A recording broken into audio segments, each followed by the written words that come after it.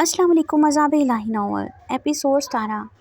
आखिर क्या चाहते हो तुम? क्यों कुएं के मेंढक बनकर रहना चाहते हो? मैं तुम्हें आसमान पर पहुंचाना चाहता हूं, किंतु तुम, अगर ऐसा ही है तो रहो यूं ही। मैं तुम्हारे भले को तुम्हें देखता हूँ, ऐसे समय तुम्हें सावधान कर दूँ। बहराज गुरु की सख्त सुस्त सुनकर माफ़ी मांगकर बहुत मुश्किल से अपनी खलासी करवा सका। वो समझ गया गुरु क्यों उसे हर वक्त देखता है।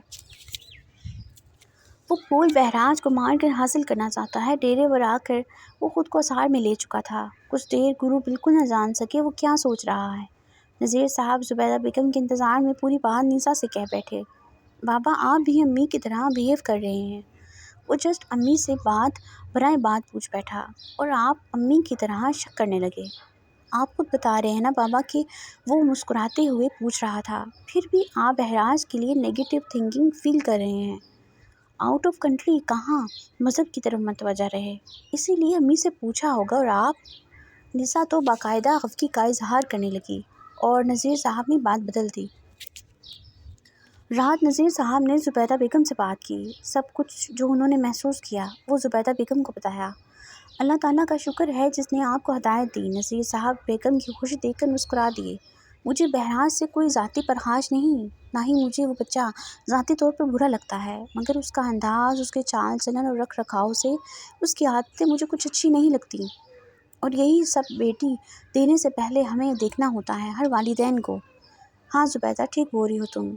आज मुझे अजीब सा एहसास हुआ, बस वही बात कि अल्लाह ने हदायत दे दी। मगर निसा तो महराज की बहुत साइड में बोल रही है, वो भी आपकी वजह से। नज़ीर साहब, कबल इस वक्त उसे आपने जो शादी की बात की और बहराज की तारीफ़। नज़ीर साहब जुबैदा बेगम की बात सुनकर खामोश हो गए और खामोश रहे तो वो कमरे से चली गई। बहराज सोच चुका था वो सब करेगा जो गुरु कहेगा, लेकिन फूल लेने के बाद उसे मार डालेगा। मैंने गुरु पर एतबार किया, उसे अपना समझा, अपना खैर ख्वाह समझा, और वो भी धोखा ही देने का सोच रहा है। अपने फ़ायदे के लिए वो मुझे मारने का सोचे बैठा है, महज मुझे इस्तेमाल करना चाहता है। एक लम्हे को दुख हुआ उसे, और फिर वही बेहसी तारी हो गई जो उसकी फितरत का हिस्सा बन गई थी। अब बहराज सखावत करता, हर वक्त कभी किसी बुज़ुर्ग और कभी किसी की झूठी खिदमतों को अपने नाम लिखता। वो ये समझ रहा था उसके हराम और जादू के पैसे सखावत की शक्ल में देकर सवाब कमा रहा है। क्या खुदावंद ताला कबूल करेंगे? क्या वो फूल कबूल करेगा? निदा ने अपने शोहर और बच्चे को तलाश करने के लिए पुलिस की मदद लेनी चाहिए थी, लेकिन पुलिस कहाँ जान पाती, और पुलिस वालों को नाकामी का सामना था। धोते धोते ही सही, अब अपना जीवन मुकम्मल करना था। बहराज के उन्हीं 7 दिनों में वो नज़ीर साहब के घर भी गया, लेकिन कुछ देर ही बैठकर वो फिर आने का बहाना करके उठ गया। उसे नज़ीर साहब को देखकर ऐसा लगा जैसे वो बहराज को बातों के दौरान बार बार गहरी नज़रों से देख रहे हैं। इसी रात वो निसा के कमरे में गया। सोई ही निसा को देखकर वो शैतानी मुस्कुराहट से आने वाले वक्त में निसा के साथ क्या करना है सोच रहा था। एक दफ़ा मैं महान ताकतवर बन जाऊं तो जुबैदा को ज़ुबान हिलाने के भी मोहताज कर दूंगा, और तुम्हें अपनी शैतानी सोच का लुत्फ़ लेता गायब हो गया। जुबैदा बेगम पौधों की काट छाँट में मसरूफ़ थीं। जले से पौधों और फूलों पर ख़ास खाद मिला रही थीं।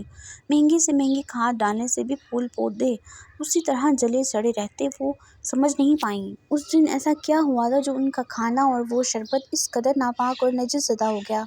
फूलों पौधों का ये हाल कर दिया उस शरबत ने। क्या कर रही हैं अम्मी? वो जुबैदा बेगम की पेशानी पर पसीने की बूंदें देखती पूछ रही थी। छोड़िए, मैं कर लूँगी। नहीं, तुम्हें पता है कि फूलों की देखभाल, उनकी निगहदाश्त मैं खुद करती हूँ।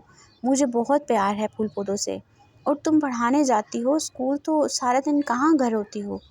ये मैं काम करती हूँ, ये मेरी आदत है, और घर के काम करना औरत की जिम्मेदारी है जो उसे खुदावंद करीम ने बख्शी है। घर की देखभाल, अपने घराने का ख्याल रखना, अपने शौहर और ख़ानदान वालों से उसने सलूक रखना, अल्लाह ताला मुझे हिम्मत दे तो मैं हमेशा करती रहूँगी। जुबैदा बेगम का मुस्कुराता लहजा और लहजे में घुली मोहब्बत की चाशनी देख निसा मुस्कुरा दी।